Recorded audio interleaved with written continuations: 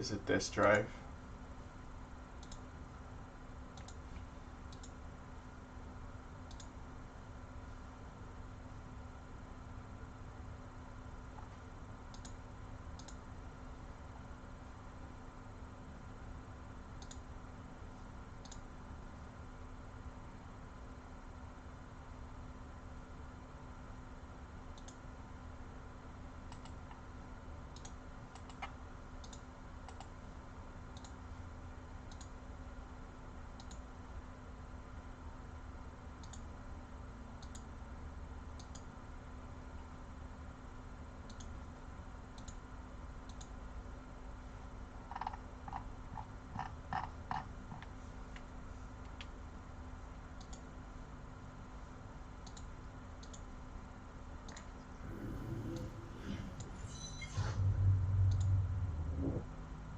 Well, I just had John Sally on the show, and he brought up an interesting point. He said that right now, governments worldwide are completely controlling people's lives for the first time to this extent. Nah, I don't think so.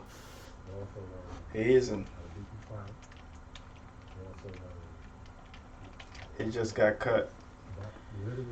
He got cut off guard. Underestimated his opponents.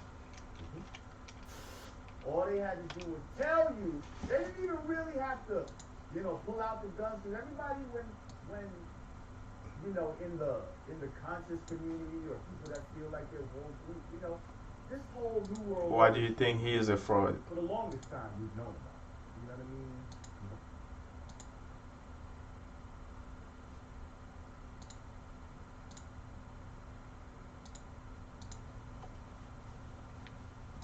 Why would you think that?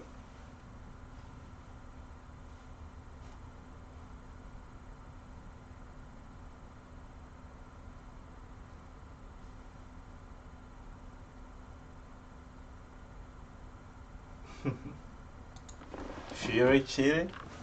How so? How did he cheat? The guy is skillful. I think he's the real deal. For somebody looking as lanky as he does, people are quick to underestimate him, but he is very technical. Wilder just was too confident, I think. And I believe he will learn and come back stronger. He can definitely beat Fury. He probably will have to work on his craft, be more calculating as opposed to just charging and hoping to land that knockout blow.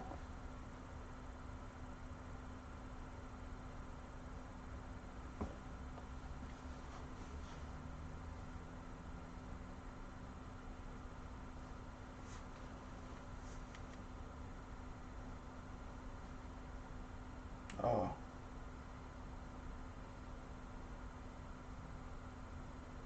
Oh yeah. Oh really?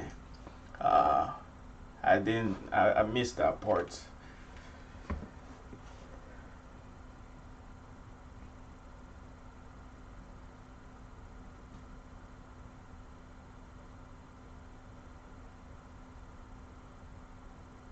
I missed that part. But I guess like people always trying to find ways to discredit your win. So I believe both are equally as good, and somebody just had to win.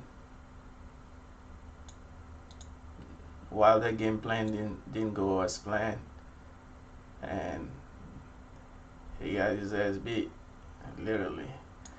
And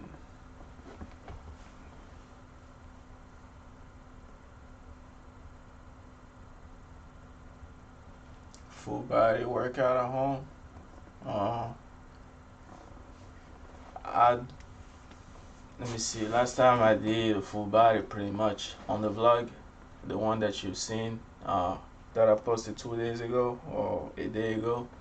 It was a full body, just like based on what I'm training at the moment. not a general not a general routine for anybody to follow. Because anytime I train full body. I always do a pull and a push uh, in every workout. For the past almost a year, all my programming is based on full body. So you could do that by splitting them on pushing and pulling, but I just find it more dynamic. For every pushing movement that I do a pulling to balance it out. And depending on my leg, the day I decide to work some leg, then I just add it to my upper body day, so it makes it a full body day.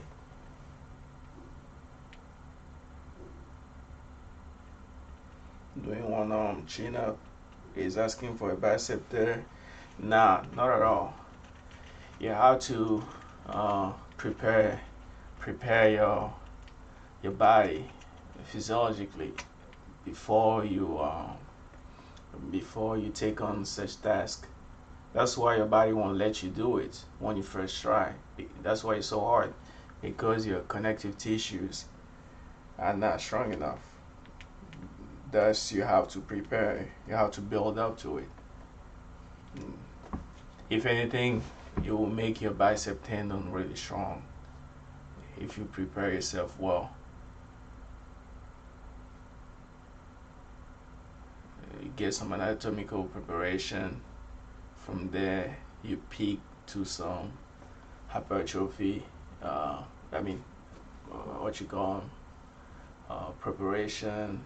From there to strength work, and from strength work, you get more specific. You pick up with power, and then you start over again. That's usually how you want to build stuff like that when you're working on a skill work. Start with some high repetition range of hypertrophy, then you transition to strength, and then the more technical part of the training of the skill. So with 2 months, 8 weeks to 12 weeks, you can peak for a skill, and then after that, you, I mean, depending on what level you reach, you start over again, because it is that tricky. It's no guarantee that one peaking of the program will get you the skill. You have to peak whatever you get, then you use that result, and then you peak again. Or sometimes it might take a little break to give your biceps, your connective tissue, some rest.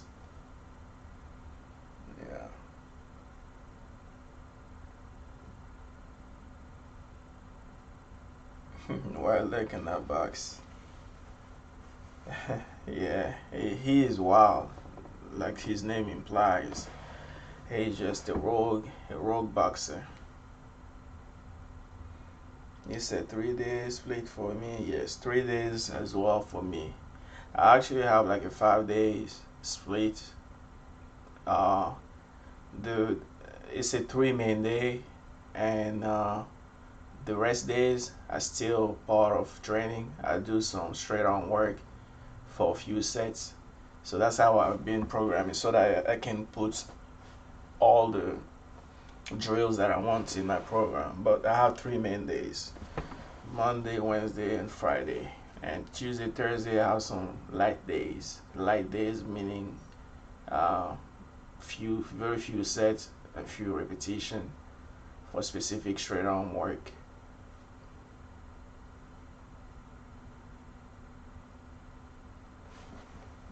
So there's no ideal split. Your split is gonna depend on your goals actually. So for a very beginner, is pretty much you can go with templates. Like you can design a template that every beginner can go. But as you get more specific, more more experienced, then your body will not respond the same way. You will have to have some more complex programming that a beginner would not need actually. The beginners, anything anything when done properly, the beginner responds to pretty much anything if done in a safe way. So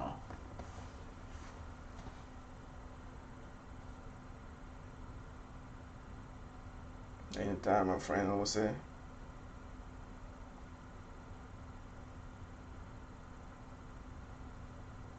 Chest, shoulder, back, arm, calves, leg calves.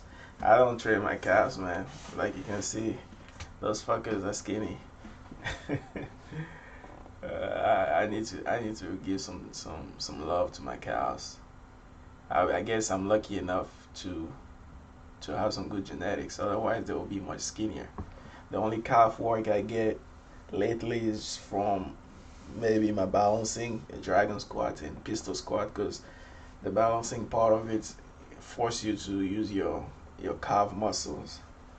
So this is the closest thing to calf work that I've been doing.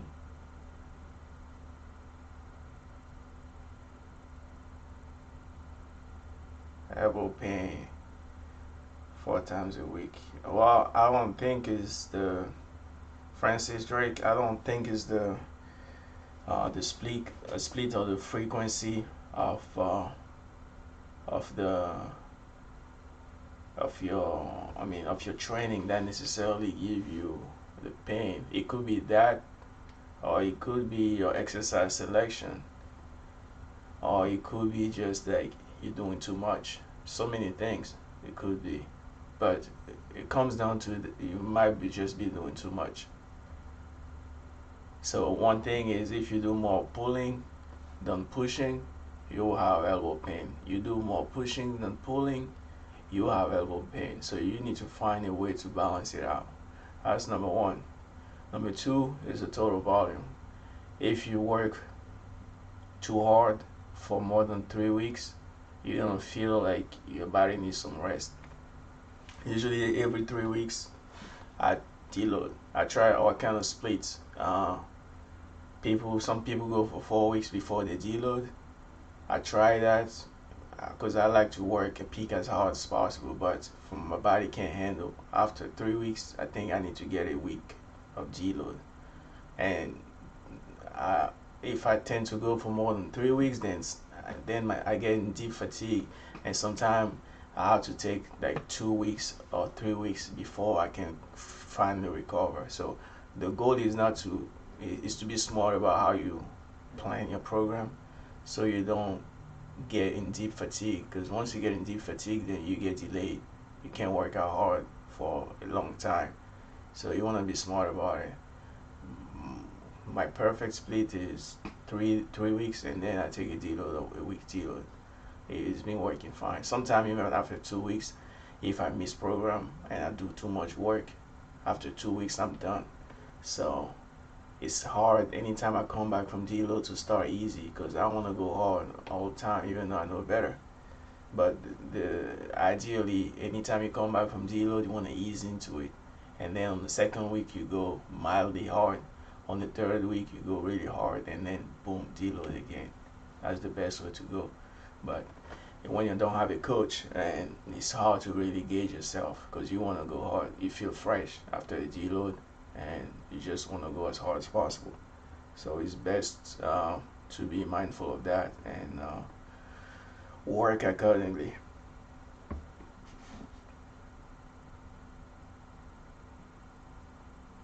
So I would say you do probably in too much work. So if you start feeling pain on the elbow, I would just cut out the amount of work that I do, in half. The next week you just cut out completely everything in half, and see how the body feel. And then if you still feel weird, you go for another week. After 2 weeks of cutting the work in half and half, you should be feeling better. If it's not so, you might be in chronic tendonitis, meaning you have to readjust your program. Uh, or take some rest. Don't feel afraid to take a rest, because you won't lose much gain. If anything, your body needed the rest. That's why you inflamed. So it's you get to live another few more weeks, to get back stronger. You don't want to kill yourself. when you first start, full body is okay. Yeah, full body is good. Full body is good anytime. I've been doing full body long after I've done like pull push and leg. When I first started training calisthenics, I used to do push pull and leg, push pull, and since 2017, I've been doing like full body. So, and I'm still making tremendous gain even after uh, 7 years of training, starting like full body. I still made gain uh, throughout the remaining 3 years leading to 10, because in April, like next month is gonna be 10 years I've been training. Time flies. Yeah, I started in April 2010. So there's no like it works for everybody. Don't let people mislead you or fool you in thinking that full body is just for beginners. It does work for everybody. The only difference is when you get advanced, certain things will require you more focus. That's it, and you will probably need to rotate more through exercises to prevent you from overworking a specific movement, and keep making some gains. Because the thing is, when you advance, you don't see linear progression. Sometimes you work and you feel like it's not doing anything. That's why it will be good for you to get a different stimulus from similar exercises that do the same job, but with different angle and different movement. You know, even if it's an increment of intensity of 5%, you know, it's still worth it. Sometimes you'll have to hang around the same intensity for a long time and then you make a big jump. That's where it gets boring when you advance. It takes a long time. And most people quit because they feel like it's not getting anywhere. But that's the price to pay. You can't keep seeing gains week after week. It's a tremendous, it's, what you call, it's a very boring journey to get great. If I ever get bicep pain from one arm chin up, yes, I do. When I overwork, like I just mentioned, when I do too much work, then I need to fall back. But it's nothing really excruciating pain. The pain only occurs when I move. That means it's pretty much soreness, inflammation. If you still not moving and it's painful, that means something bad happened. But if it's pain that happens when you move the muscle or your arm, then that means it's totally fine. So yeah, I did get some bicep pain, but it's something that can be managed. I only have to work with total volume, and you need to learn to dance in the and learn to adapt to working with discomfort. But knowing you need to know your body as well, because when you will reach a level where there's no way you can work around it. That means you have to get complete rest. The rest has to be done. But until then, you just know how to work with the discomfort slightly. In general, after you warm up, you should be able to get a good workout. So do some band work, uh, get the blood flow around the joints, and try to do your workout. If the pain sustained, that means you cut it off that day. That's it. So that's how I usually do, because I can't afford to take complete total rest. But like I said, you will know when to completely stop, and that time will come eventually when you're gonna need to take off completely. And it's in your best interest. And usually when you come back really strong. So like everybody's gonna be different. You just need to learn what works with your body, how your body adapt to it. Because some of us I'm not speaking of myself, but in general, I think the thing with social media is that we get to see the best of the best out there. I'm guilty of that too. Sometimes you wonder why is anything you're doing wrong because you work so hard, right? And adaptation is being done at a small increment. But some people they've been doing that for not so long, and they're tremendously strong, you know. So you wonder what's wrong. It's not really anything that's wrong. It's just that we get to see the best specimen at a click, you know, just a finger click away to discover those specimen. So it's easy to, you know, to think that the standard is that. That's not the standard. That's not the standard. So yeah, you just need to be patient. 3 on 1 off, 2 off, 2 on 1 off.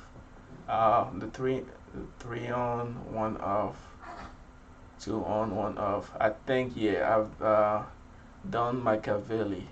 The 3 on 1 off. I have a friend, Baki. I think that's what he does. He does the 3 on 1 off, 2 on 1 off. That could be a good split as well. It will give you 2 days off during the week. That's fairly. I mean, that's pretty decent. And Baki is a monster. For those who don't know him, when I grow up, I'll be like Baki because he's pretty much built like me, but pretty much light years ahead of me. Yeah,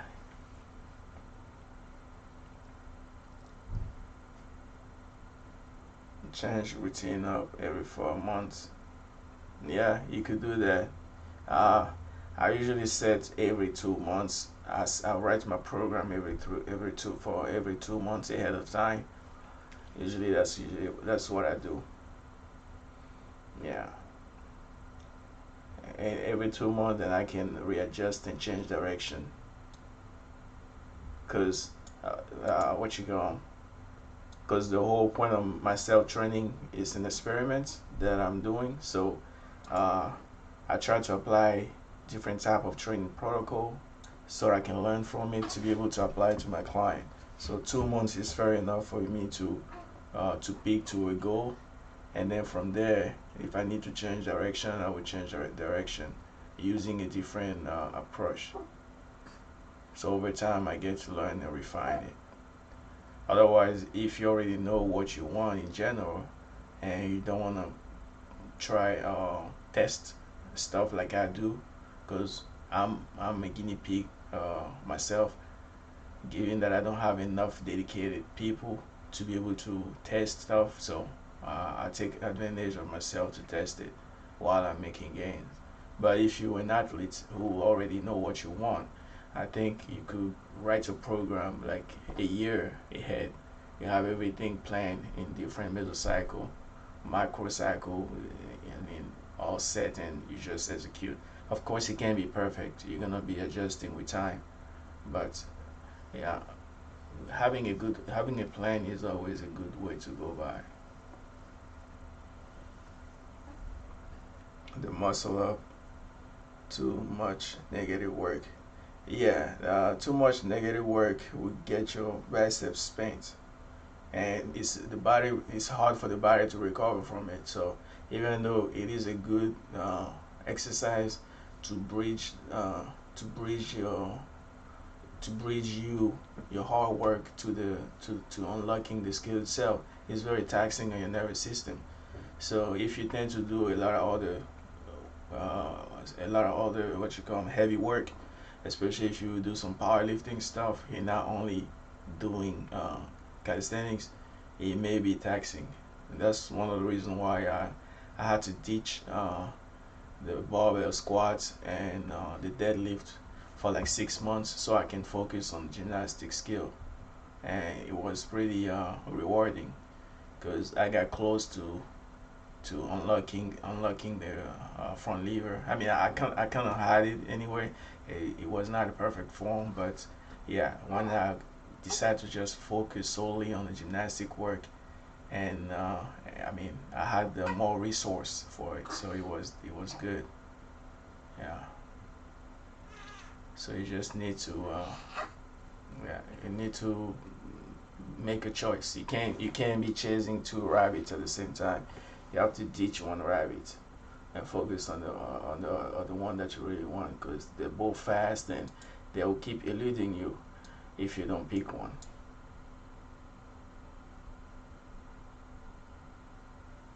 Uh, so what I would suggest for Francis is, I mean, you can spread those negative throughout the to more frequency. If you need whatever amount you were doing for your workout for one session, you can spread them out on all your workout days. You know, even if you only do two sets of one negative each day. Imagine you do that 3 times a week or 4 times a week.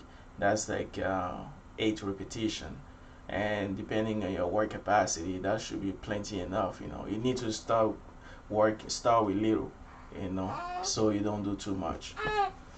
And don't forget to get your rep work, because you need some rep work to get your connective tissue to recover. Current goal at the moment for training, just refining what I've been doing. My handstand work, my front lever. I was working on iron cross. I still haven't forgotten. I just took like 2 months off because I did too much work of it for 2.5 months. So my biceps tendon were kind of overworked. So I just deloaded to 2 months. I'll be back to them on the next cycle. So I have the iron cross in sight. So, and like I just suggested earlier, once I get back, I'm just going to start with high repetition work, very light, more resistance on the bend work, so I can acclimate it again uh, to the movement before I can peak. Because if I start too heavy, trying to pick up where I left it 2 months ago, it would not be a good idea. That would be like a cocktail for disaster.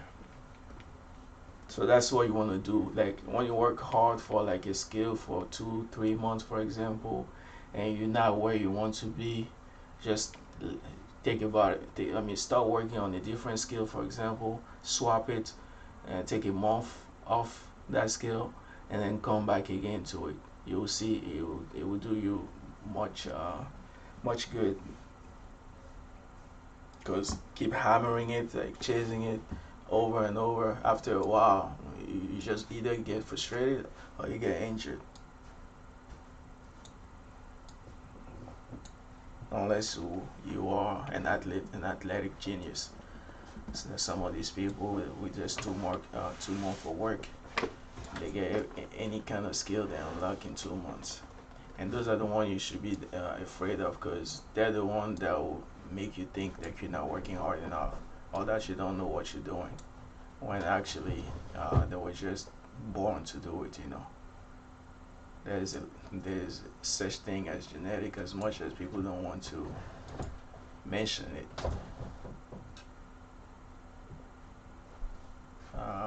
Current goal, yeah. So we had that, and I'm kind of chubby and used to be skinny. Except for that, what do you recommend for me? Except for diets, diet will be everything though. I'm assuming like the diet is on point. Uh, you're probably not moving enough. You need to start moving more. I would recommend maybe like running 1 mile 3 times a week. This is something I do. Uh, just 1 mile, whatever speed you want to run onto it. Just run 1 mile 3 times a week. I don't think it's too much to ask. So you can build a baseline like that, and as you get good at it, you can add more. You can add either longer distance, or you add one more day. Because I think you need to be more active, provided that you're eating fairly good. If you're not losing weight, it's probably because you're not moving enough. So you need to get more active to put yourself in a calorie deficit. and you don't want to go too hard. That's what I'm asking you to just run 1 mile. That's it. And trying to go for 3 times a week. Let's start with that and see how your body respond. Yeah, arch. You do arches and one arm assisted towel chin up. Okay, yeah, the one arm assisted towel chin up. Yeah, I like the archers. For the towel chin up, is can be it can work, and the only thing with those is it can make you think like you are closer to it. So I would just either do like a mixed grip chin up and then load one side and then trying to ease up as much uh, let I mean use as less finger as possible on the other arm whenever you assist, the mixed grip one. You could just work on your one arm chin up with something as simple as a mixed grip uh, pull up. I think that's the beginning way to do so, and the archers are pretty good as well. But eventually, it comes down to how you manipulate volume, total volume, because you need a mix of a high repetition, like mid-range repetition work, and I mean high intensity and low rep work, and you never really want to work past 90% of your maximum work. I think that's one of the reasons why people have a hard time getting there, because we tend to work. It's hard to gauge how much intensity we should be working with the one arm. So we tend to work with 100% of our capacity, and anytime we do that, it's hard for us to recover, and it can develop easily tendonitis as well. And even when you figure out how much is your 90 or 80%, it's hard to stick with that because the ego we want to work harder, but the body, there's so much you can recover from. So that's something to keep in mind. So if it's even when you do your archer, probably the archer chin up, maybe you can do 2 repetition. You're pretty much close to your maximum already. So if you work with a lot of sets of 2 repetition or 3 repetition, pretty much you're done. Your body should not be able to sustain any type of intense work with pulling for the rest of the week. But a lot of time we have other work as well that will work the same muscle at a high rate, and we end up being in fatigue. And whenever you're not recovering enough, you're not making gains. So what I'm preaching is a fact that we all should know, but I'm I fall victim of it too, because like I said again, it's hard to gauge yourself and be disciplined about intensity when you want to go hard, and that's the importance of having a coach. And people always think having a coach means that you don't know anything. That doesn't mean that. It's that you need somebody to pull the ring, because even all the great athletes out there, they all have a coach. That don't mean they cannot coach people. It just means that sometimes you need somebody to not hold you accountable, but to pace you so you don't overdo things. Yeah. Yeah. So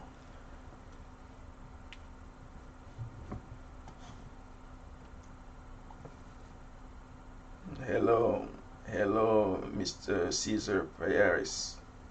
I think I remember you, Caesar, on Instagram. I think I've seen you when I was on live 5 days ago. Yeah, I have a pretty photographic memory. Not a crazy one, but yeah. It's a Meckanimal needs more viewers. Yeah, well, viewers, I guess. Uh, YouTube has its own way of getting the algorithms messed up. So, oh man, my little man is up. Uh, what is the best fit to train in home? Full body. Full body is the best way, the best place to train in home. simple, but it comes down to whatever whatever your goal is. If your goal is to become a beast at pulling, just to pull, and you're gonna become a specialist. If your goal is to do handstand push up or handstand, just push all the time. To each his own. But if you want to be balanced, like I aspire to, I like to full body approach. But again, you don't have to do that because there's no rule that suggests you to want to do that. It's a preference matter. But understand that if you want to be balanced, it's gonna be hard for you to be outstanding at everything. But if you decide to focus on one thing, you're gonna become extremely good at it for sure. But everything else is gonna be shit.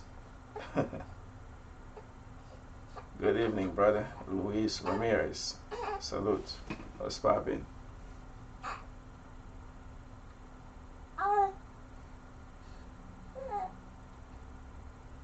Supplement needed? No, at all. I'll be right back.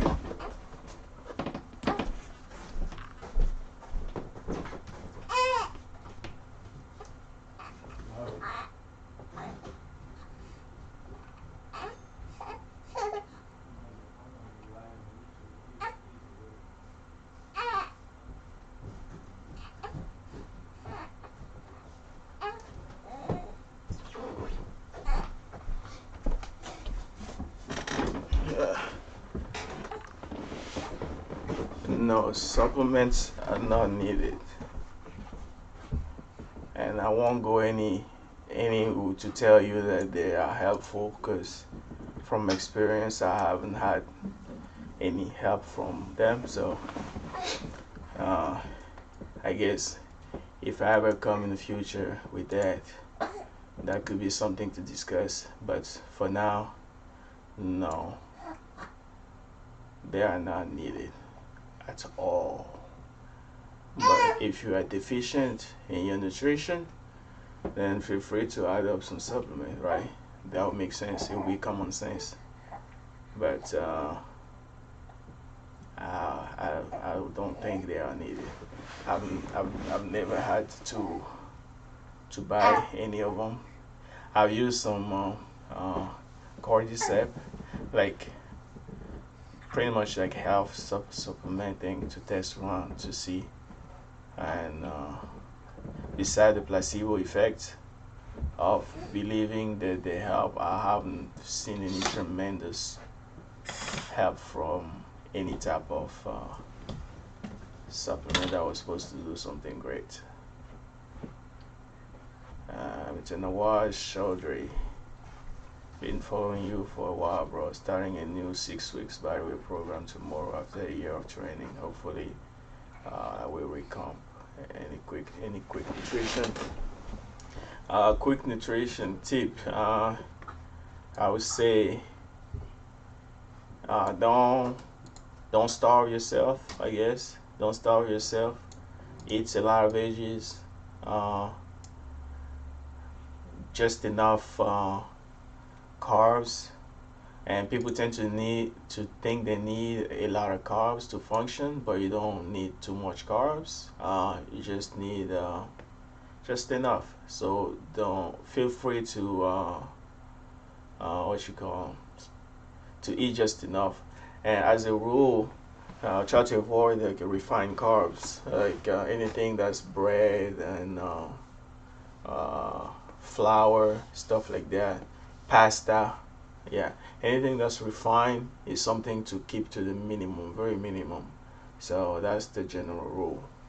So nutrition will depend on your goals, but just eat enough, man. Just don't. It's not rocket science. Just don't overcrowd your mind with what you need to do.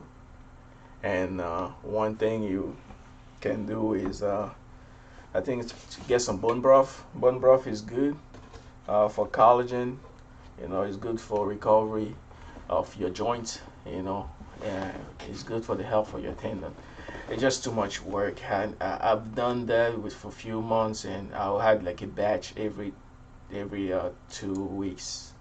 I made a batch of bone broth, and it was good. It did help me, but it was just too much work for me to sustain. Like this lady would say, "Ain't nobody got time for that." Yeah, but bone broth is good. It's a good one. Yeah, but yeah, if you sleep well, that's one thing as well. You need to make sure. I wish I could get more sleep. I'm spending a lot of time either reading or writing programs or editing videos. Those videos that I'm editing, that take so much of my time, and it's hard to even balance that with family life. And even though I'm not getting much views, I keep on pumping the videos. Editing is not a joke. People don't understand that. So it's just an investment in time, I guess. One day, I guess it shall pay off. But if it doesn't, like I can see a list of people that pretty much look up to the content. So I'm happy that I'm helping people out there. Eventually, of course, the more people I can have access to and leave my mark, the better it will be. But until then, at least I have you guys there, right? So it just it's really tedious to edit and keep the content pumping. And I try to get at least every day or every other day. So at least 5 videos a week I try to put out. Sometimes I'm going up to 7. So I film a lot. It's just the editing part is it's just hard to do, and I don't want to be redundant either. It's very easy to get redundant, and with people attention span, even though you put in the process that they should be grateful for, because it's hard to see people out there that document their training. I'm one of the very few. I have pretty much every footage of my training, so what you see is what you get. Consistent and hard work, but it can get boring because it's not entertaining. So it's not for everybody. But I try my best to do better with the editing as much as I can. But the edit to be able to provide a really exquisite editing, it requires a lot of time, and I have to balance between my time investment and the amount of views that it will get. Right, so it's kind of hard.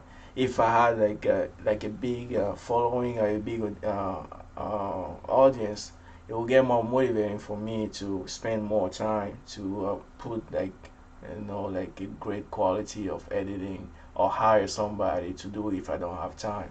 So I have all the tools I need to. It's just the creative part require your mind to be at that, and it's hard to be an athlete and an artist at the same time. So one is going to suffer.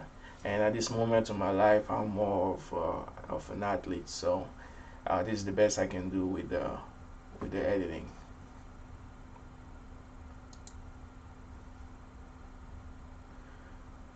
In this, what advice would you give who are naturally skinny and finding how to gain? Eat. In this, you need to eat a lot. You need to eat a whole lot. That's the best advice. You need to eat a whole lot. It's hard to eat, right? The same way for people who have a hard time losing weight, it's because of the appetite. So if people who can't lose weight or find it really hard to lose weight, is because they can't control their appetite. They want to eat all the time because of the chemical imbalance in the brain. The brain releases the ghrelin hormones that make you want to eat. The same thing with the skinny ones. They get full very often. So by possibly overload of leptin, people tend to get full fast. That's why you see people who are skinny. I don't think it's because they're naturally skinny. I think they're naturally not able to eat enough. So you need to find a way to trick yourself to eat a lot. So the key is to eat as fast as possible, I guess. Even though it may seem like not so great because of risk of indigestion, you want to eat as fast as possible so you can eat as much before you get full. So if you find a hard time gaining weight, it's probably because you're not eating enough and you get full fast. So if you get full fast, there's nothing you can do. You're not gonna eat. And a lot of time people tend to convince themselves that they eat enough even when they don't. And that's the same way for people who have a hard time losing weight. Um, they they will say, "Oh, I do everything. I don't eat enough." But you go and see the diary, you see all the crap that they eat, and you're like, "See, I told you." But we are really good creatures. Our software is pretty malleable, and we can convince ourselves that we're doing the right thing even when we're not doing it. Yeah, we're not infallible creatures. So, yeah, I would just try to find a way to trick yourself to eat more. I think that's the only way. You're gonna have to find a way around it to eat more. Yeah, eat more. Just you need to think about eating, eating, eating, and of course train. Because if you're not training, you're just getting some anabolic. What you call 'em. You know, you won't get any anabolic response if you're not stimulating the muscle. So even Magnus, can you shed some light on a certain social issue for me? What kind of social issue? Yes, I am reading the chat. Mr. Magnus, what social issue do you want me to shed a light uh, for you? Usually people don't like to hear that, right? And people don't like to take a stand on social issues because we live in an atmosphere of political correctness, and as a public figure, people when they see a lot to lose from taking a stand, they refrain themselves from what you call giving their opinion, and stuff like that. When actually we should be able to share our opinion and be respectful of other people's opinion as well. Because it's easy to remain in an echo chamber and just hear whatever you want to hear from the people who share the same opinion, right? But one thing I believe in is fairness. So opinion, if in your opinion, I have a hard time picking up some bits of fairness, then I may have a hard time even sitting more to listen to you, you know, especially if you want to convince me. And anytime I discuss with people, I try not to convince them, because people are gonna, they're gonna, then most people won't change their opinion. So you guys can just share opinions, and hopefully with a life event, like a traumatic life event can, you know, make somebody change their opinion and change their stance, right? But most of the time, people will just stick to their opinion forever. And hopefully, when they encounter somebody who was not so aggressive, that can stay in the back of their mind until one day, in addition to some other trigger, they may change their opinion. But yeah, there's no need for animosity. You know, just have to be fair. If be a fair human being, that's all you need. You can do 8 muscle up on bars, with a bitter swing and a ring, but only one on ring at a force grip. It hurt. Yeah, the force grip it hurts. It's because you have to get used to it. Even myself, I'm pretty good with force grip, but when I don't do them for a while, it's kind of weird. It doesn't hurt, but I become less efficient. So if I could do 8 muscle up on the ring, for example. I think that's the maximum I've done. 2015 or 16, if no, 2018. So 2 years ago, yeah, I had 8 muscle up on the ring with a false grip. But lately I've tried. I was only able to do half of them, like maybe 4 muscle up, and that's not because I lost. If anything, I got more stronger. But just because the technicality of my performance need to be refined. So I just need to practice it more, and it has not been on my list lately. So I just been training other stuff.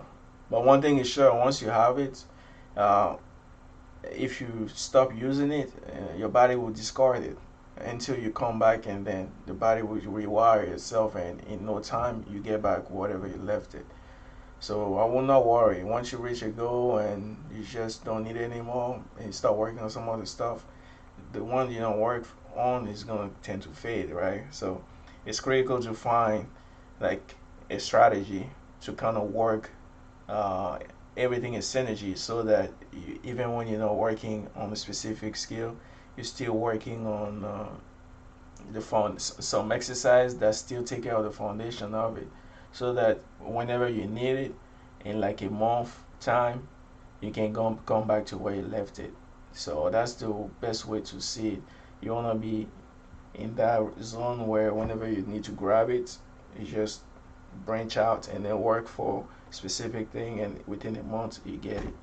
So if you don't have a good foundation, then anytime you're gonna want something, you may need to work longer because you have not been maintaining the foundation. But yeah, it's just life. You can't be just great at all these things. One thing has to give, you know. Yeah. Anytime, bro, Luis. If you guys can mention what states or what country you guys are from, so I can picture, have an idea. That would be pretty interesting too. How can I do more pull-ups? I can only do few sets of 8 right now. You can increase your pull-up by doing more sets. So work with set of, now you can do 8 set of 8. How many set of 8 can you do? So what I would do is probably to work with set of 6. Trying to work with set of 6. So you work with 3 set of 6, and then for 2 weeks. I mean, what you call 'em, 3 set of 6, maybe twice a week. And then each week you add 1 repetition, and by what you call 'em, by the third week you get 3 set of 9, and then you take a deload, and then you come back again. But I believe you if you were to do it properly without cheating, you'll be able to get more than 8 pretty easy. In 2 months time you could do more than that.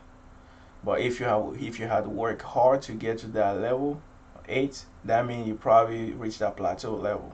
If you just started doing pull-ups and you reach 8 pull-up in like 2-3 months, and now you have a hard time breaching the 10 repetition gap, that's understandable. We probably just need to keep working on those set of 8. But with a simple wave loading protocol, you can do that. You can do that with wave loading protocol. You can do that with some cluster sets that I mentioned in how to increase your handstand push-up. You have so many ways to do it. There's no one way to get it. It's just about figuring what plan you're gonna go by and stick to it. And if you go for 2 months and it still hasn't worked, then I think it's time to change the strategy. So there's no one specific way to get it. I'm 53-year-old, and for my age, is it better high repetition, low weight, or low rep and high rep? Also, how much cardio is good? 53. Okay. I think is you need a little bit of both, because high repetition can give you tendinitis. So doing too much repetition, too much volume can give you some tendinitis, which is not good because your body recovers slowly as we get older. And if you do too much weight either, then your nervous system can be delayed to recover, and you can hurt yourself if you go too heavy. So I would just find a balance between both. So you have some days where you do high repetition, and some other days where you do more weight and low repetition. But even when you go low rep and high weight, you don't want to go super heavy. You want to stay within, I think, 85% of your maximum. So, and yeah, that should be that. So I would say it's a mix of both. But as you get older, of course, and you get stronger, I think you'll be better off doing heavy and low repetition, and then you add what you call you add some cardio for your heart and your system, and because you'll be able to recover. You'll be able to avoid tendonitis by working with heavier load and moderate to low repetition than doing some infinite amount of repetition. Because infinite amount of repetition, especially if you're doing some weights, that's why I don't do any isolation or biceps curls and all this thing. And the body weight is intense enough to you're gonna know when to stop. It's hard to super overdoing with high repetition with body weight. You will know when to stop. But if you use some light dumbbells, like a lot of those bodybuilders do, it's very easy to overwork yourself because you can feel invincible until you mess up some. You just get some rhabdomyolysis or you get some inflammation. So I would say you need to get it both of high repetition and low repetition. You need to plan it well, have a balance of both. Because too much of high repetition will give you some tendonitis, and too much of low repetition will get you so fatigued that you can hurt yourself. So find a high in between. But cardio is important. It's really important. Like especially in this time with the corona, it's just it feels like this virus is just exposing uh, us as human being, as entities, what we're supposed to be doing. If we were doing it right, I think very few of us will be exposed to this virus and likely to succumb to it. It's because most of us don't do the right thing. Because if you have strong lungs, especially except for those who are born with autoimmune condition or genetic condition, that's not their fault. But the general population who have induced themselves with diabetes, and they don't do enough exercise, they don't do enough cardio, they're the one that should not be complaining if something happened, right? But we have to empathize and sympathize as well. So digressing a little bit from the topic, yeah, heart and taking care of your heart and your lungs is very important. Also, when you do your cardio, if you can try to close your airways, close your mouth, and just breathe with your nose, that will get the muscle in charge of breathing. It will strengthen them up even more. So that's something I've been doing for a few months now as well. Try to just breathe with my nose, and even though I keep the intensity, the pace of the run fairly slow, it still give a good cardio and some good work to my diaphragm and the musculature in charge of compressing my lungs.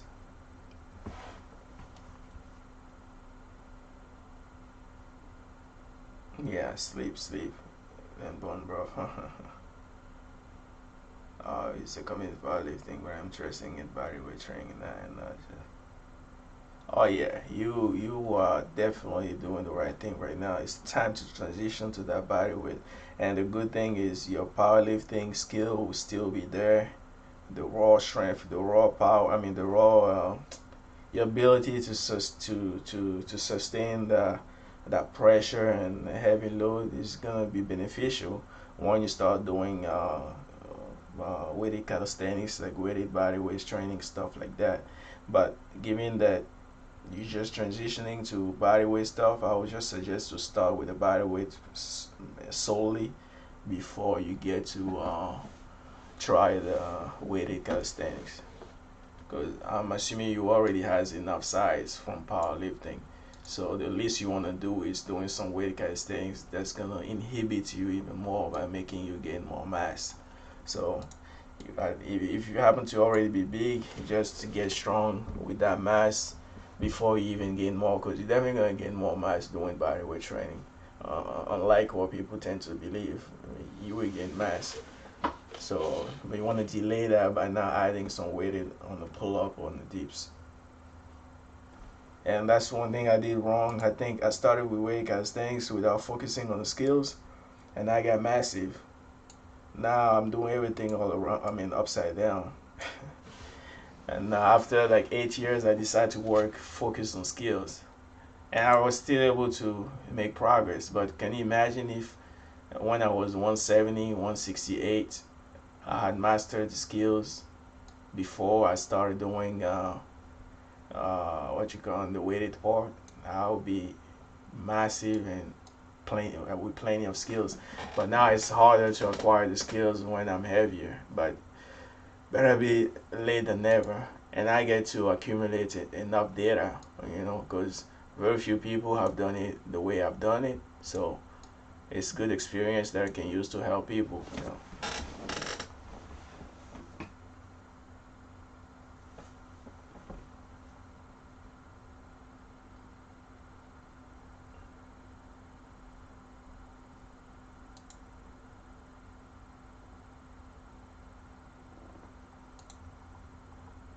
I appreciate the was.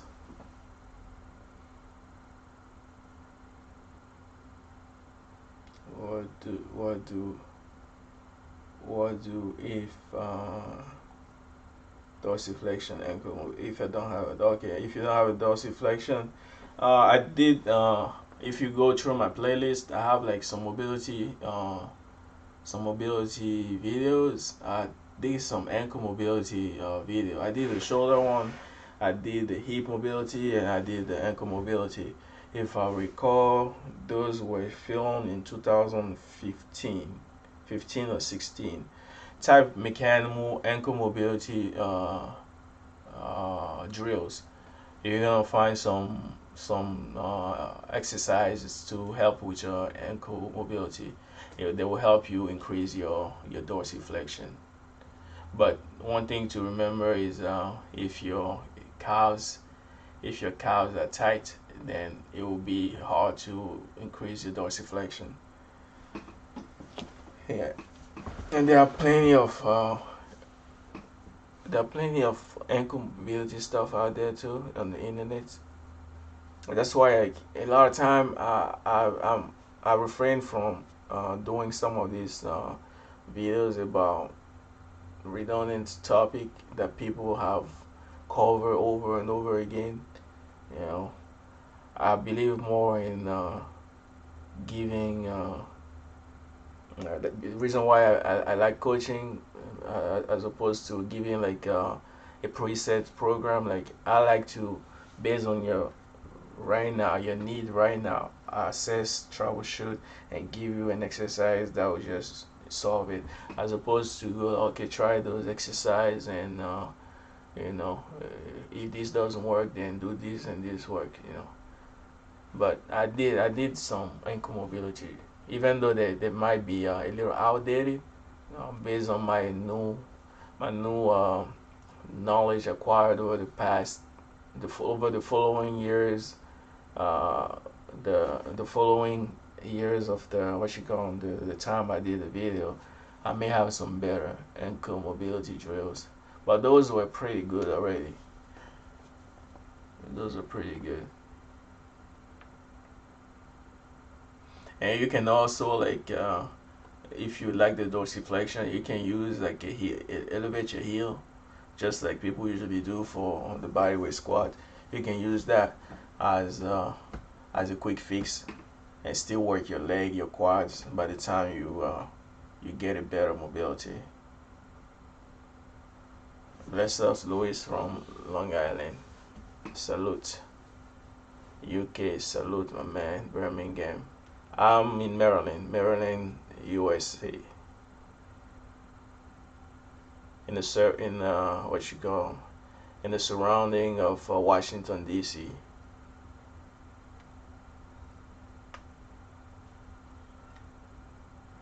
Anytime, Louis. Bless up. Yeah, calisthenics and weight they can fully complement each other. Yeah, but I would say calisthenics first and then weights after. I mean, that's people who tell me that's I'm biased, right? Because that's what I do. and I did start training calisthenics primarily. But in situation like right now where we don't have access to the gym, right? Everybody is running, rushing, panicking about losing games and trying to go buy gym equipment. People who claim they did not have space in their house, they all want to buy a home gym now. People who claim they do not have money, they all want to buy a home gym equipment. When actually all you need is a pair of rings, some prolets for dips, and I think that's about it, man. Because the rings are really good. You can do a lot of things. You can do some dips, you can do some pull-ups, you can do some ab work, and yeah, and you only need the floor to work your legs, right?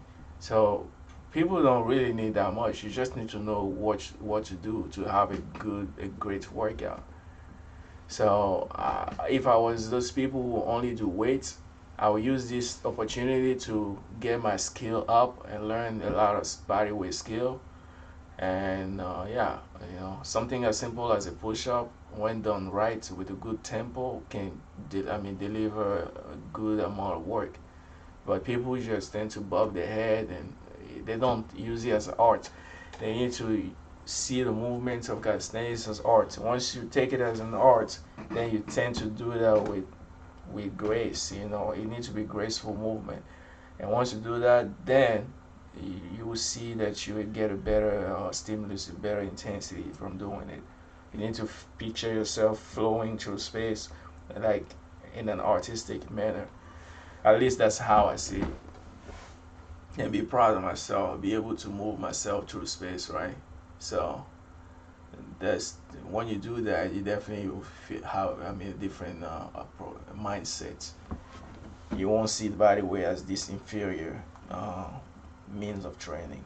And now you need to combine it after you master your body weight, and then you combine it with external weights because there's so much your body weight can do. You'll be limited by a lot of things. Your posterior chain, there's no way you can work your posterior chain properly, like from the bottom up, from your calves, the chain from the calf to your hamstrings, glutes. There's no body weight exercise that can work the glutes as efficiently as picking up a weight like a deadlift, for example. The glutes, they are the biggest muscle on the body. So there's no way all this creepy gymnastic work you do on the ball can work those glutes for and give you the ability to explode and sprint and run. So you have to see it that way. For in terms of upper body, 100%. Yeah, you can get like a tremendous strength using the calisthenics and body weight. But for your posterior chain, for athleticism, that some dynamic explosion, it's gonna be really hard for you to use body weight and develop that. You're gonna have to use the ground and then add some weight. You know, all timers may have used logs. Logs like you a lumberjack, cut some logs and just deadlift some logs and pick up some logs. Stuff like that. So for those who want to still stick to the mindset of holistic, yeah. So if you don't want to go in the gym and pick up a weight or squat a weight, well, go in nature and then chop off some timber logs and put them on your back, squat and lunge with them and look badass. I myself, yeah, screw that. I go to the gym until I need to chop off some logs. I ain't got time for that. But yeah, I'm just alluding to that because a lot of time people doing solely calisthenics, they feel like they're special, right? Like, oh yeah, I only train body weight, and yeah, who cares, man? Who cares if you only train body weight? Or I've trained pretty much anything, but I'm good at body weight as well, and I'm decent as at powerlifting stuff. Who is losing? So the one who is not doing the other thing, pretty much, because a lot of time they want the gains from other form of training, but they will not do it because they feel like they will lose the sense of exclusivity of the field they belong to. Only body weight training. That's like 2010, man. Like we all past that. You need to use whatever you need to use to get as badass as a human being as you can. Otherwise, that's your loss. But again, to each his own, right? So yeah. So Mr. Ramirez, they complete each other. Yeah. After working a muscle, when is it better? When is better to stretch? I usually stretch on my rest days. It's so boring. Stretching is boring, man. But they're pretty useful. They let you relax your nervous system. But yeah, I stretch on my rest day. So if I train three times a week, Monday, Wednesday, Friday, for example, then on Tuesday and Thursday, I'll probably stretch in between. Cause usually I don't have time to stretch after my workout. I'm working out in between clients, so even being able to work out is because I'm able to spread out throughout the day. So I don't have really time to stretch. So on my rest day, I stretch and I use the stretching as a workout as well. So yeah.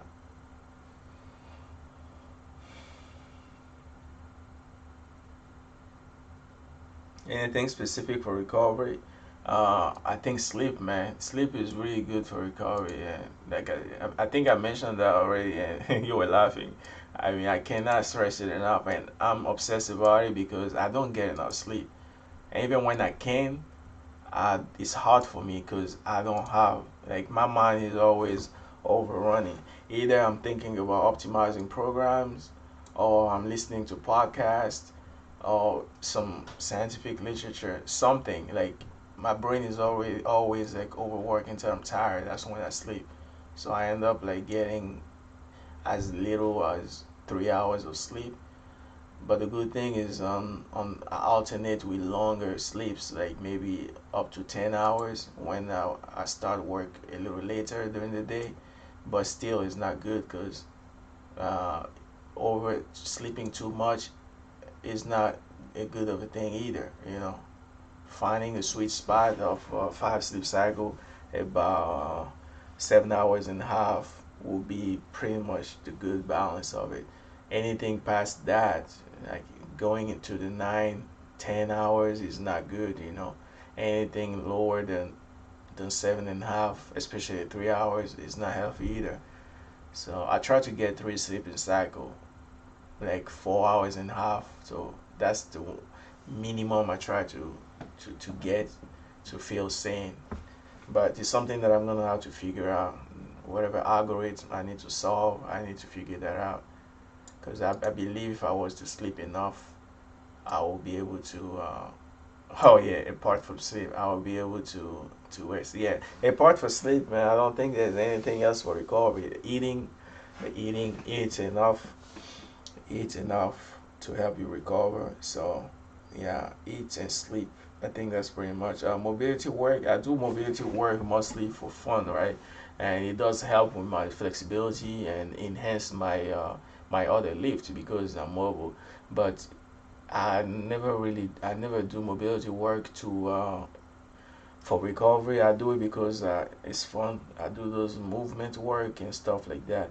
Least cardio is yeah, it can be helpful. You can do some least cardio and it's even something as simple as walking. Like yesterday, I walked 4 miles.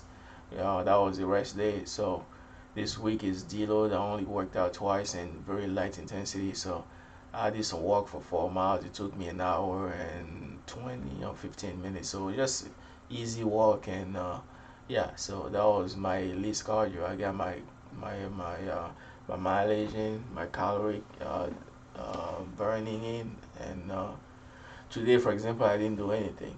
I'm supposed to run now. It's like 11 p.m. here. I may go run like a mile tonight outside before I go to bed. Because even though I don't have to, today's the rest day, but because since morning I've planned it, I like to stick to my word and trying to go with what I planned. So just for the sake of it, I might go. And given that I want to lose more of the water weight that I've been retaining, I may just abide by it and go run.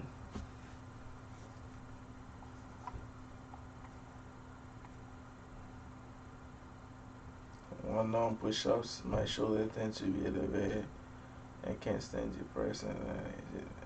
No, it's not dangerous if it's not painful. If it's not painful, I don't think it's dangerous. Yeah, and I don't do one arm push up either. I think I made a video on why I don't like that much. Yeah, I'm not a big fan of one arm push up because I don't feel the unless like I don't have anywhere to do the dip. If I don't have a station for the dip, then I can work on the one arm push up. But I just don't feel like I don't know. It might be a personal preference. Because some people told me it helped them a lot to doing some other stuff, but I don't think it's dangerous. If it's not painful, it's not dangerous. But if it's painful, I mean your body just telling you something's wrong, and you need to stop ASAP. Can we get a good bicep? Oh hell yeah! Doing just chin up and pull up with different grip. Hell yeah, you can get a good bicep chin up. I mean bicep stimulation. You do just chin up, yeah, and do the different tempo, like slow, what you call slow eccentric, and then explosive, slow eccentric and explosive, and even slow eccentric and slow concentric. Even something that people tend to overlook as well is the slow concentric can help building strength, unlocking strength. So something that you can include in your program at some point when you run out of you've used up all the different protocol. That's the different strategy as well to work something that you haven't done yet, like the one that you guys may have seen. And 2 months ago I've done those 10-second up, 10-second down on the archers. That was for me to keep the muscle under tension, in a manner that they have never been subjected to. And it did help. It did help. Was it a lot? Help a lot that I can tell, but I can tell that it helped because after the protocol, I could feel the transfer, to the one on pull up itself, to the how much ease I could do them, after. So that's something to keep in mind. Yeah, but you can get it. But if you can do like a negative and stuff like that without abusing them, that would be a good bicep stimulation. You have the what you call like the pelican curl as well. That's good for the biceps curl. I mean, but the bicep stimulation. But it can be dangerous because your shoulder is in that extension. So anytime your shoulder is in extension and exposed like this, yeah, it's not too good for the shoulder. So it's not a movement that I would prescribe to beginners because it can be dangerous. If you can be smart and take your time to build the tolerance, then you should be good. Yeah, but the pelican curl is good, and you can also use the ring and do the bicep and curl yourself up, right? So it is a good one. You could do that with the bar as well. The only thing with the bar is your heels need to be sliding so that you can curl yourself without pushing your body with your heels to help you. So if you have something with low friction and you curl yourself sliding up down, that could be a good bicep exercise.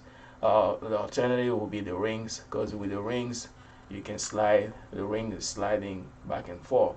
So even though your heels are fixed, you can what you call you even if it's kind of a closed chain, you can still do the biceps curl and then move your body through space without helping with your leg. So one thing, either the top range should be free moving, or the bottom range should be moving for you to uh, work your biceps efficiently. But I think it's easier to just use a ring and do those biceps curl, like you curl the ring to your forehead, staying in the pull up position. But yeah, I think I have pretty good bicep. It's pretty good. Thank you. Probably got like a good maybe 19. No, no, no, no, no, no, 19. That's crazy. That's, yeah, maybe like 18 inches. 18 inch. That's something I can make a video about how big my biceps are, cause I know they got bigger for sure. They got much bigger, and I have to credit it to those negative one on pull up, cause I really hammer those negative holds and negative for a long time in the quest of the one on pull up. And even now, I still haven't mastered it yet the way I want it to, like dead hang and then smoothly rise up. I'm still working on it.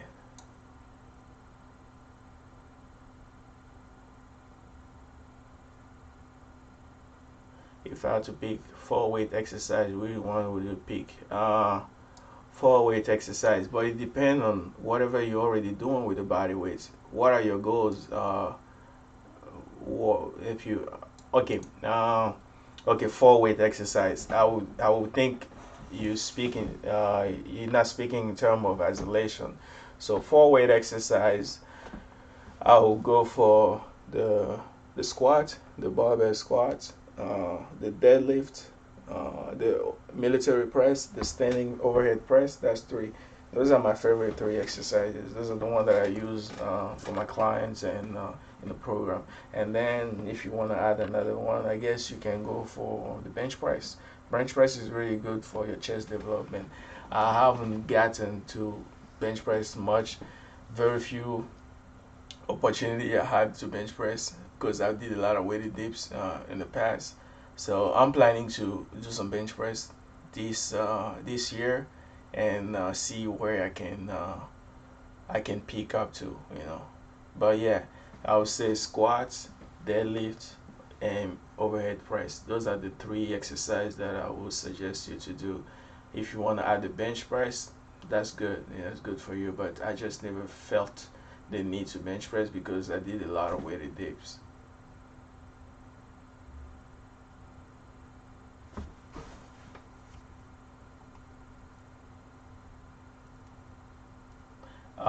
No, it's not because It's not because I'm not an advocate of training at a very high intensity. You should, like, if you're peaking, like if you were powerlifting in the past. So if you're peaking for something, yeah, you need to end up with a phase where you're training at a very high intensity because you need that to perform. But the problem if I advocate people to train at a very high intensity, it will make them train at high intensity all the time, but you can't progress with that, right?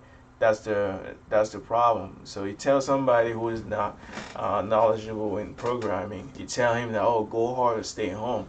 All those newbies, they're just gonna go and train hard, like train 100% of their ability all the time. Not only they're gonna injure themselves, but most likely if they manage not to injure, they won't progress. That's the dangerous part about training at very high intensity. But I do train at very high intensity, but not for too long, because I mean, and if I wish I could have somebody to tell me to stop, because I like to train at very high intensity. I love it, but the problem is I can enjoy it, but I probably won't grow from it. I won't get stronger from it because I always deplete myself, and I never get enough time to recover to go right. So I think is I'm an advocate of very high intensity, but just you need to know when to stop, and you don't want to do that for too long. You need to know how to balance it. Yeah. Because like even with my calisthenics training, I use a lot of the protocol that's been tested and proven right by I mean coaches that train Olympians and stuff like that. So I pick a little bit of brain of some renowned powerlifting coaches and some specific strength training like long jump and athleticism trainers as well that wrote books. So I've read some of those books and I've been able to come up with something to blend with the calisthenics protocol, right? So that's how I've been, what you call 'em, that's how I've come to build my own protocol, how I go about programming and stuff like that. So I didn't make it up. I just used something that existed and known to work, and with my own experience, I tested to see if it works. If it doesn't, I ditch it. If it works, I just okay, that's a good thing that I can use in the future. But one thing is, no matter what you're training, you cannot train at a very high intensity for too long. There's so much the body can sustain. The body cannot train hard for more than 2 weeks, I think, for example, before it crashes. So however you write your program, for example, you need to be able to make sure that you program that your body don't train too hard for more than 2 weeks. Otherwise, you do that, you're gonna get in deep fatigue. And speaking of overtraining in terms of like real overtraining where your body is breaking down, your kidney is breaking down and you're gonna die, that's really hard to reach. You need to really, really, really beat yourself up, or maybe you have some underlying genetic condition, then you can develop some rhabdomyolysis. But when I say overtraining, it will be more like fatigue in a way that you cannot really training optimally. You just train for the sake of training. You go as hard as can, but it's not really what you're supposed to do, like as planned. That's what I'm calling fatigue. But yeah, it's hard. Everybody's different. What's low intensity for me can be high intensity for somebody. What's high intensity for somebody can be low intensity for me, right? So it's relative. It's all depend on your level, and genetics, and yeah, how much you can recover from. But yeah, I'm a believer of high intensity, but not for too long. Yeah. So I don't like to max either. I stepped away from it. I used to love try to max it, but it's been a while after. I only max on stuff that as secondary, for example, like when I'm a deload sometime I try to max even though I shouldn't, just because, but yeah. And you have the conjugate method of Louis Simmons. He's a renowned powerlifting coach. He in his method you can pretty much max every week, right? So I guess it's all depend on what protocol you want to use. Some people don't have a problem maxing even every week based on how you program yourself. So like I said again, yeah, it's all how you want to take it. Some people they don't use it and they still make gains. So there's no one way to reach your goal. You just have to find what works for you and what you enjoy. Because if you don't enjoy it, you damn sure not gonna sustain. You're not gonna stick to it. So you need to enjoy your protocol that I mean, you need to enjoy the protocol that you're following. Otherwise, you won't make gains. So that's that. And a random question is your my best overhead press is 230 pound. So that's like 105 105 kilogram or 102 no 102 kilogram, no 100 is, I don't know, let me see, 230, let's see, 230.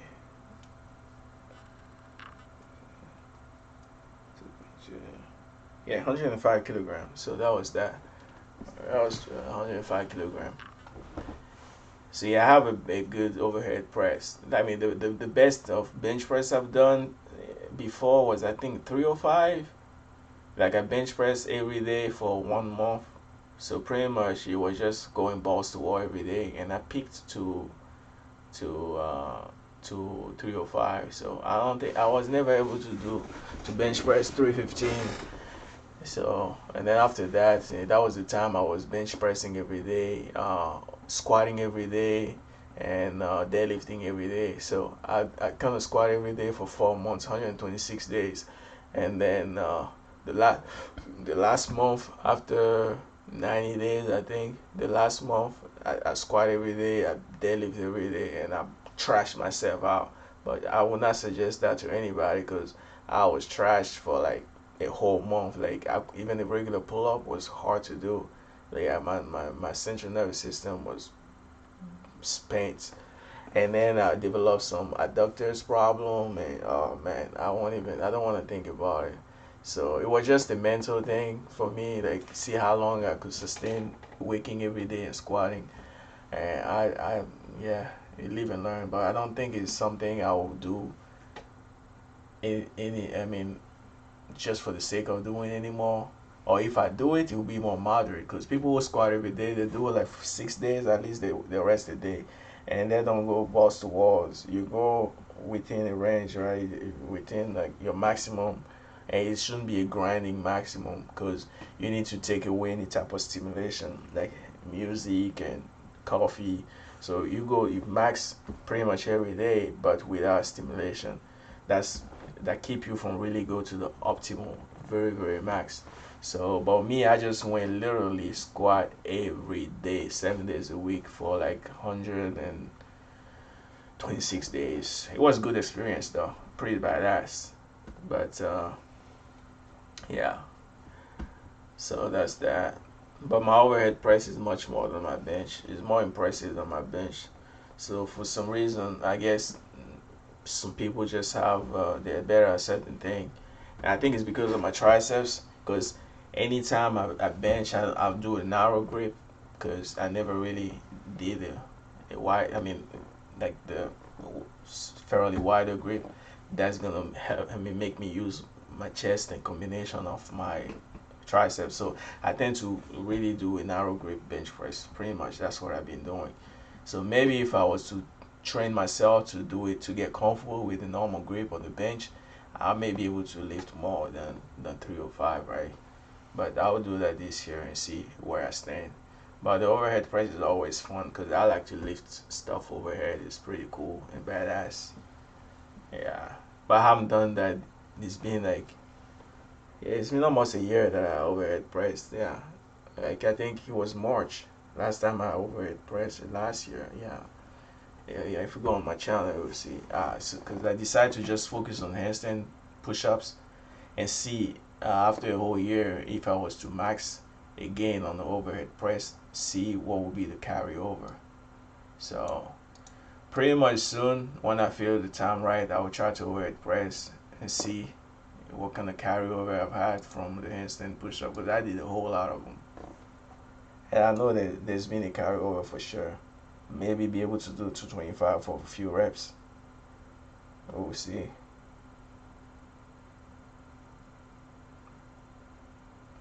The hand grip on the pull-up with the thumb over the bar behind. I prefer the thumb under the bar like this way. Yeah, I don't. I think it's called a false grip, right? It's not really a false grip, but I think that's what it's called. I like to grab the ball like this. Yeah, I don't like the thumb over. I used to do it, and since I started doing it this way, I like this one better because I have a full control of it. Same thing with the ball. If I'm using something with the ball, I have full control of it. I just like that grip better. I think it's a preference, but and it, technically, atomically, anatomically, the overhand, I mean the thumb over should help you with the grip strength because you're using the strongest digit of your hand. So you should be able to grab even more, have a better hook to be able to pull up. So I believe if you want to do a weighted pull up, for example, and stuff like that, having the thumb over will help you much more. But I'm just used to this, and this feel uncomfortable now. So I would say do whatever is comfortable for you. I don't think you will get disqualified by any means using any type of by moving your fingers up and down during a competition. So you should be fine. Whatever works for you. Yeah, that makes sense. Yeah, I used to linear and peak. I always wonder if I could have found a concurrent periodization training really to work with. Yeah, I mean, if you do a linear periodization, is good, but it depends on your level, right?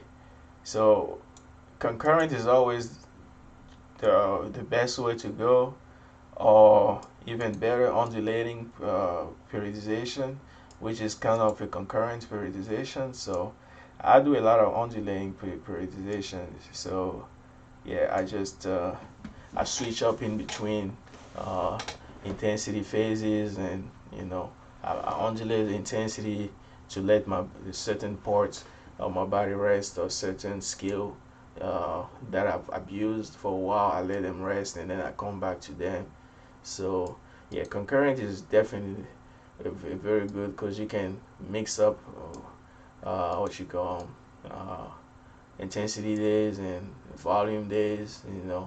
Either uh, switching up weekly or you can or dailies, and so many ways you can make it work. Yeah, I would like to try the conjugate method, man. That thing is crazy. You just be maxing every week, in your thing. That would be pretty cool. But I can't find anything that can work with it.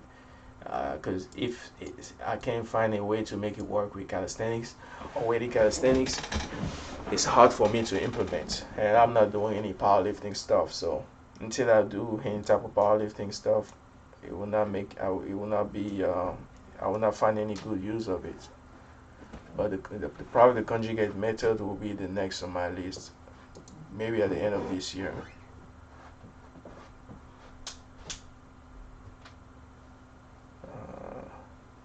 The music on Twisted Squad. I I have to go and see the video itself.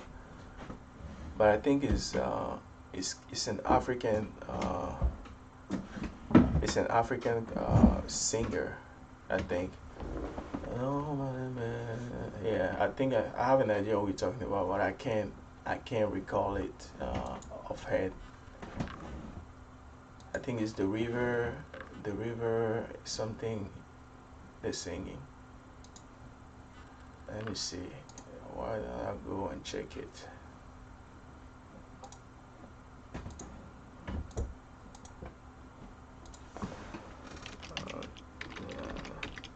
Twisted Squad, Meckanimal.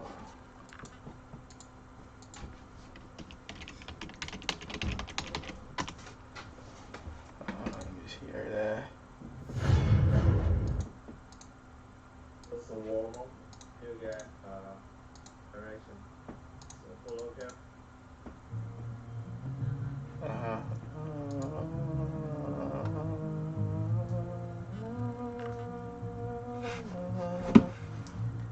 Let me see.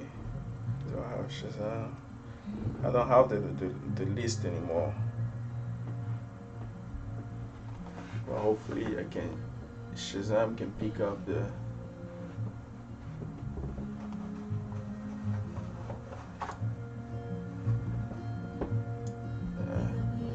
Yeah, because I fast forwarded it. I'll have to check it again and see which one is that. Yeah, let me see. Go to the.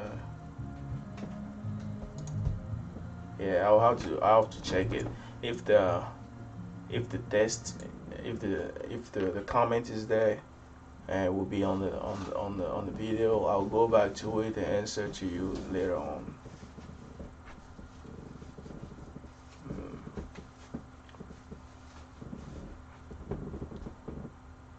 And I saw the old video you did with the Lord Viral Beast. What is it like working out with him? Yeah, Beast is a beast, man. That was like 2013. That was the last time I saw Beast.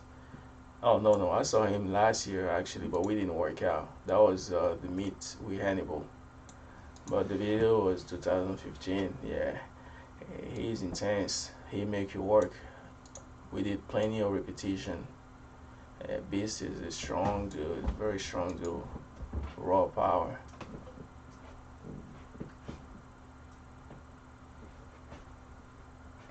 Yeah, so squatting deadlifting and benching every day. Yeah, yeah, we did that. It was a crazy experience. I think I call it like I became a power potato. That's where I came up with the expression.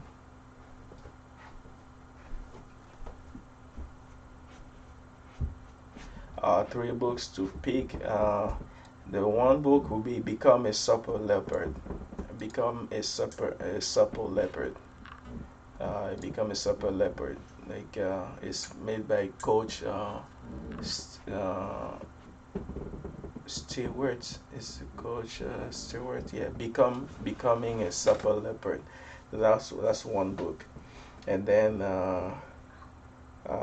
the second book would be what's that name again? Uh, special strength training by Coach Yuri Vershko, hold on, Verkoshansky. Yeah, Yuri Verkoshansky. That's the uh, specific uh, uh, specific strength training. Yeah, so those are two books, and then the third one will be a basic one for anatomy. Is like I think it's strength. Strength. Hold on. It's the anatomy of strength training right here. Anatomy. Yeah, strength training anatomy. Yeah, that's a very basic. That's the first book I used when I started training. Yeah, strength training anatomy by Frederic Delavier. I think it's French. Frédéric Delavier. Yeah, strength training anatomy. And then you have the Become a Supper Leopard. That's a mobility book by Start. Is a PhD or something like that. Yeah. And then the last one is Special Strength Training by Yuri Verkoshansky. So those are three books that yeah. Yeah, Verkoshansky is definitely one of my favorite one. I think he coaches a lot of Olympians. He's the father of what you call plyometric training. Yeah, I think he died in 2010. He died not too long at the age of 89 or 85. Yeah, he collected a lot of data over his years of training. Yeah.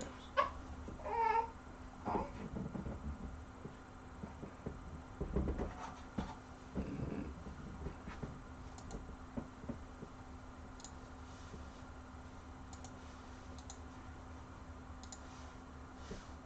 Yeah.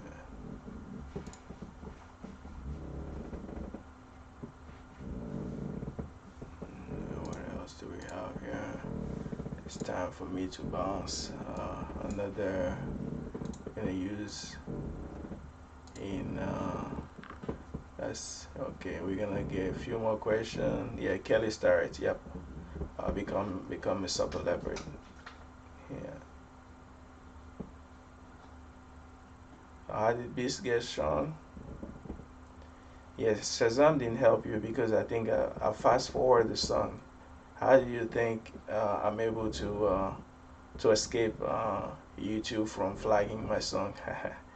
I fast forward the song, so it's upbeat. That's why the Shazam can pick it. So what you can do is, I think if I recall, I've tried to slow it down by 20% and make Shazam listen to it. Now, if 20% don't work, trying to fast forward it, I mean slow it down by 40%. And I think if 20% don't work, 40% will work, and Shazam will be able to pick it up. So that's the reason why Shazam is not picking up because it's fast forward. It's a faster.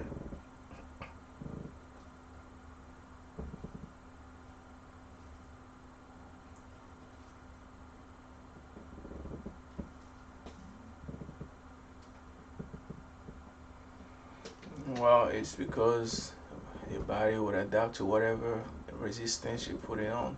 Some people get strong using weights the same way people get strong using body weight. The body is a very special entity, capable of so much. And yes, Beast does a lot of high repetition, a lot of volume, endurance, work capacity. Yep. hmm And if it is built to kill you, and if it doesn't kill you, you already know the rest. It makes you stronger. Yeah. that's that. All right, guys, man. I think I'm gonna log off now. It's been an hour 45 minutes. It's time for me to get take care of the night. Probably need to probably will have to uh, re reassign my running to a different time, I guess, because I spent longer here than I wanted to. Yeah, maybe who knows? I may still go run.